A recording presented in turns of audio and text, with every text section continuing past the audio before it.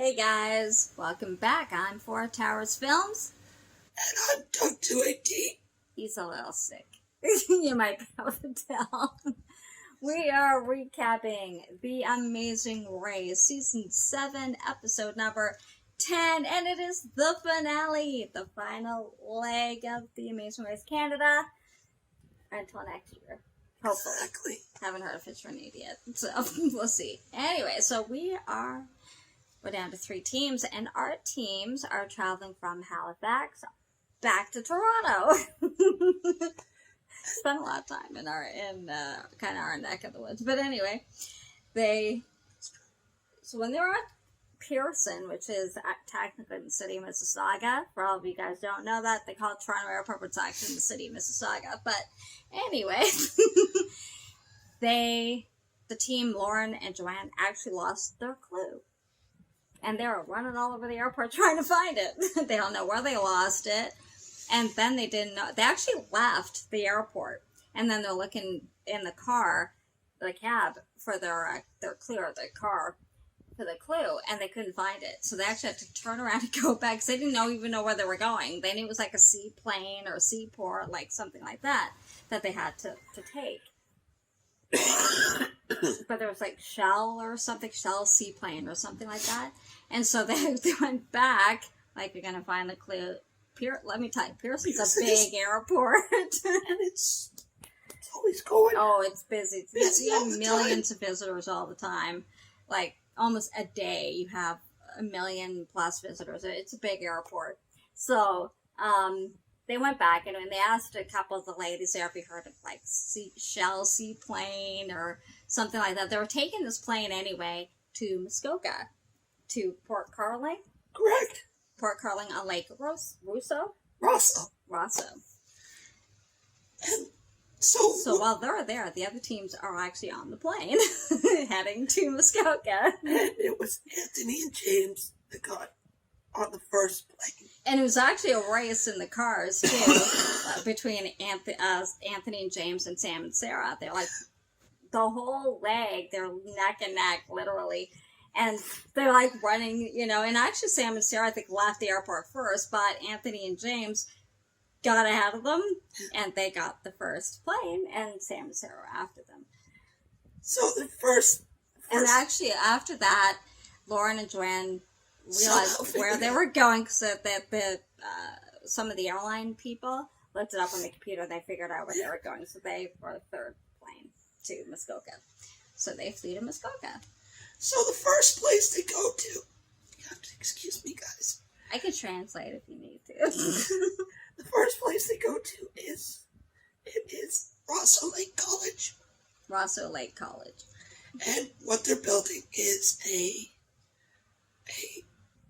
8-foot-tall Muskoka chair. But now, for you guys in the States, it's also called an Adirondack chair. Same thing. Same idea. But they have what they had was a small model to build from. They had to build a massive, huge one.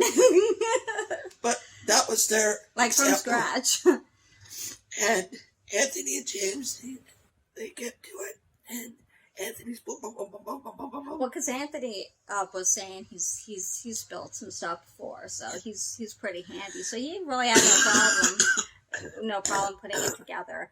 Anthony and Sarah had a little bit of an issue, but they didn't do too bad. And while they were there, Lauren and Joanne actually showed up. So I guess they weren't that far behind them.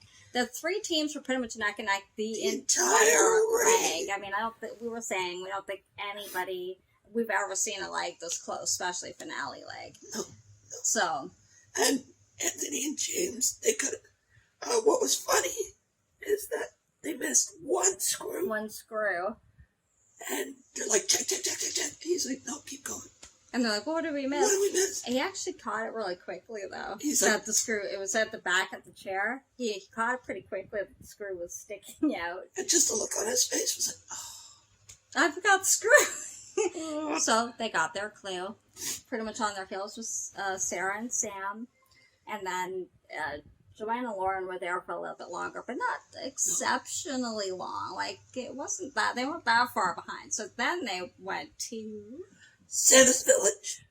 No, we sure it was Santa Village? I don't think they went to Santa Village yet.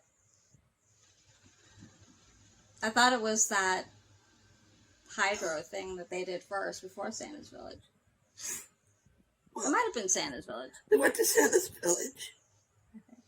Yes. I thought they went somewhere else before Santa's Village. Because I think they played that game first. Did they not? There were 2 roadblocks in this episode. That's what I'm saying. I think they might have gone to the game before Santa's Village. Wasn't it? We could be wrong. Not sure. I could have sworn they went to, because they played that big game. Okay. Before Santa's Village. I think. It was one of the 2. So they did both. So one of the roadblocks was Santa's Village. And at Santa's Village, they had this in Bracebridge, his hometown. My hometown. It's really pretty there. And the park's themed as Santa's summer home. It's big. It's huge, and it's been updated. And the Santa Claus that's been there, like I said, Four Towers Films, he's been playing Santa for years. The idea that they had to go and run through the park. Roadblock, one of them. First roadblock, and find red and yellow candy canes. And there's from an elf. There's elves all over it, and most of them have normal-looking candy cane, red and green and white. But they had to find yellow and red. And once they found it, they had to come back to Santa's house, sit on Santa's lap, give him the candy cane, and then they get their next clue. They get their next clue.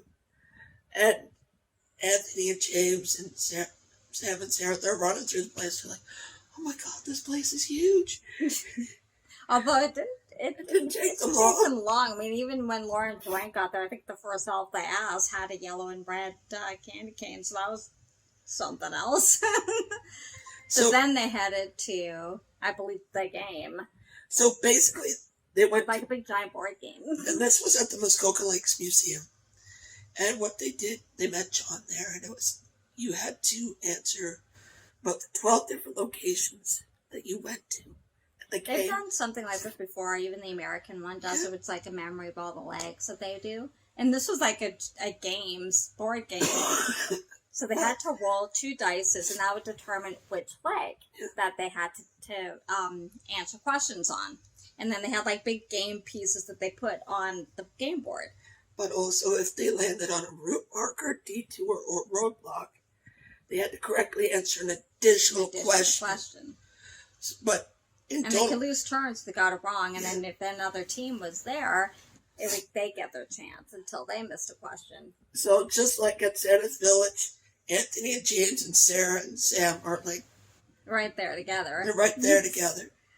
Anthony and James did very well. Mm-hmm. They didn't miss too many. They didn't miss too many. No.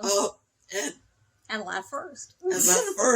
And before you could say boo, Sarah and Sam are right behind Lauren and Joanna had met up with them, but Sarah and Sam passed them. And then they headed to...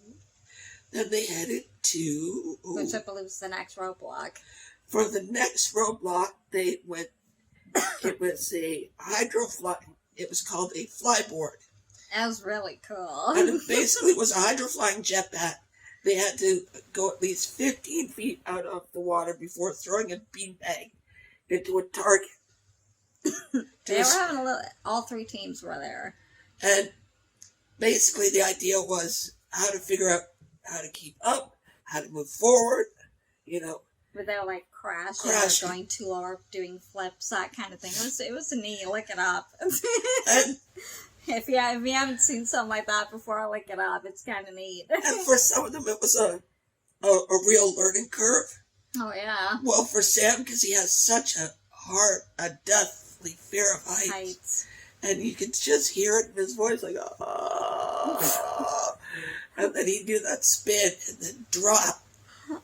So and then once they actually got the height, then it was getting into the target, throwing it, which you can see how many they missed on the target rim. But so whoever did the candy cane, the other one had to do this one. So it was James doing this, and because Sarah and Sam did that. Sarah did the candy cane. At Sandersville, so James had to do this one. And James got it. First. Sam, right behind him. And Joanne. I think it was Joanne. Joanne, right behind them. So they get their clues. And they're in boats. And they're heading to their next task. Which was at Johnston's Cranberry Marsh. And this is a local cranberry farm that's been producing cranberries for years. And what they had to do was build an irrigation system. Mm-hmm. And with sprinkler heads and everything. And they had to look at the example and understand and figure, okay, sprinkler head space, And they had to be connected so they're properly actually work. Yeah, because the farmhand would actually turn it on to make sure it worked. And so Anthony and James get there and they start clicking. And I thought they had it at first. But there was a connection that didn't connect right. So they actually had the pipe backwards. So they actually had to turn it around and then connect it properly. And Sarah and Sam caught on really quick to it. I mean, they pretty much caught up to them. Oh, like Anthony and James were pretty far ahead, like with their pipes, and then Sam and Sarah really picked it up, like you know. And then Anthony and James were both saying they don't want to get into a foot race with Olympians, no. So they were like trying to increase their lead somewhat, but then they got stuck. And so by the time they figured out, Sam and Sarah were also pretty much done. They left within like seconds to minutes of each other. You know, heading toward the mat. And the mat was at Camp Minneola. And this is in Port Sydney. A beautiful area. And I love the fact that you got to see a lot of the aerial shots, a lot of like green woods, blue waters. It's cottage country. It's cottage country here in Ontario. You know, so or our area of Ontario anyway. It's north of us. And so, you know, John's doing his spiel about, you know, how many cities, how many locations, da-da-da-da-da. Well, they do that when the winner shows up. But at this point, you're not sure because they're so close together. It could be either one, Sam or Sarah or Anthony and James. But our winners were Anthony and James. Yay! And we had actually called it that we said it was either going to be Anthony or James. Anthony, James, or Sam and Sarah. That was out our of the picks. final three. Out of the final three, yeah. That was our picks. And we were right. Yay. We're happy because we liked how they ran the race. They ran it with integrity. Yes. They were true to themselves. They helped out others when they could. They didn't really try to be detrimental or anything like that. And I think they represented themselves, their community, and they represented themselves as very well as committed men, gay men. Well, I think they're married. Yeah. And they were, like they said, they wanted to represent their community as Native Indians and as gay men, and they did that with honor, and they did that with class, and so they're one of my favorite teams. Yay! I'm glad they won. Yay! Well done. They did very well, I must say. They weren't always at the top, not like Arthie and Thanash and Dave and Irina were, but they were, you know, I just liked how they played it. I thought they ran a really good race, and I think they deserved it. Of course. Or Sam and Sarah. I'm glad they came in second, too. And it was Lauren and Joanne, the first team from Nova Scotia. Saskatchewan. They're from Saskatchewan. First team from Saskatchewan. And they did very well. They did and well. sisters. And sisters. Very good. They did very well. All teams did really well. I'm glad it was a good final day, I think. You know. Yes, it was. And it was a good season, and I'm glad you guys joined us and then watched our recap and followed along. And haven't heard if it's been renewed yet. Hopefully it will, but we will be back to renew it next year. When it is, it's usually on only once a year in the summertime. So we will be back next year unless they add it again. And I will have a voice. Yes. Or once the American Amazing Race shows back up, we'll recap that one too. So, we hope you liked it. If you did, give it a thumbs up. Don't forget to subscribe and hit the notification bell so you know when you upload. Even though Amazing Race Canada is done for this year, we do other reality shows as well. We do. Yeah, we do. There's a few others. You'll have to check them out to find out which ones. And we will see you next time. Thanks for watching, guys. Bye.